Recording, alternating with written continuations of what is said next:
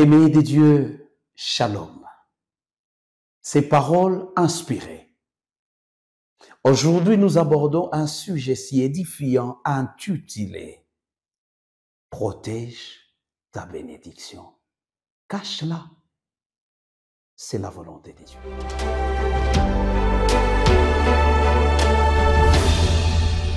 Il est vrai qu'à chaque fois que nous sommes à la hauteur, nous voulons que tout le monde soit informé.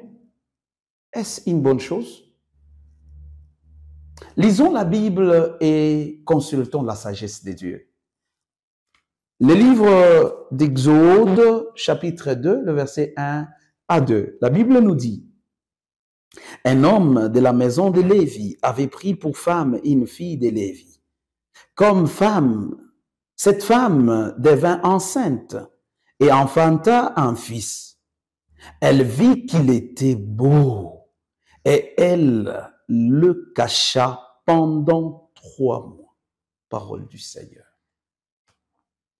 Il est vrai que pendant cette période, il y avait une loi qui disait que si c'est un enfant mâle qui va naître de femmes hébreuses, on doit tuer cet enfant. Et pendant que cette femme était enceinte, elle faisait tout pour cacher. Elle faisait de son mieux pour que les gens ne voient pas tout ce qui se passe. Et un jour, elle va enfanter. Et lorsqu'elle va enfanter, c'était un beau garçon. Qu'est-ce qu'elle va faire? Elle va cacher cet enfant. Souvent, les choses se compliquent parce que à la genèse de la bénédiction, vous voulez crier si haut comment Dieu vous a béni. Non.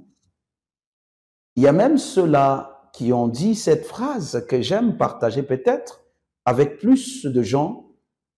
Vivre caché, c'est aussi une prudence.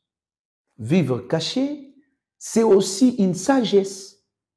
Donc, à la genèse de ta bénédiction, ne cherche pas à démontrer que c'est toi qui es plus béni que les autres. Apprends à cacher aussi la bénédiction.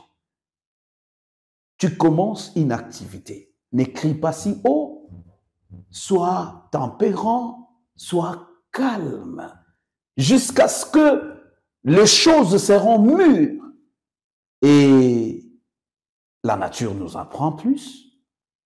J'ai des manguiers dans ma parcelle et souvent quand ces manguiers-là commencent à porter les fruits, vous ne saurez pas. Souvent c'est à l'intérieur là. Et après un certain moment, quand le mangue commence à mûrir, non, souvent c'est toujours à l'intérieur. Vous allez vous rendre compte après quand vous êtes en train de chercher le mangue, vous montez, vous grimpez à l'arbre et vous vous rendez compte que là, au fond de l'arbre, il y a beaucoup de mangues qui sont mûres. Mais la facette extérieure, il n'y en avait que 2 ou 3 qui étaient remarquables. Pourquoi ça? C'est une leçon de la nature. Donc, faites les choses d'une manière secrète. Agissez en secret. Même la Bible nous dit, lorsque l'Éternel veut te parler, entre dans la chambre en secret. Pourquoi en secret? Même le miracle que Jésus faisait, souvent, il demandait à la foule de rester dehors. Lui, Jean, Pierre et Jacques, ils sont entrés pour demander la grâce à son Père, l'Éternel Dieu. Et Dieu agissait. Voilà pourquoi la vie que tu mènes, apprends à protéger ta bénédiction avec le secret. Apprends à protéger ta bénédiction dans le secret. Ne cherche pas à montrer tout haut tout ce que tu fais. Même il y a des grands hommes qui ont abouti à des grands résultats parce qu'ils ont appris à cacher leurs secrets. Mais toi, tu veux mettre tout au vu et au su de tout le monde. Voilà pourquoi tu échoues. Alors, Dieu veut que tu prospères à tous égards, comme doit prospérer l'état de ton âme. Prions que Dieu nous donne l'esprit du secret.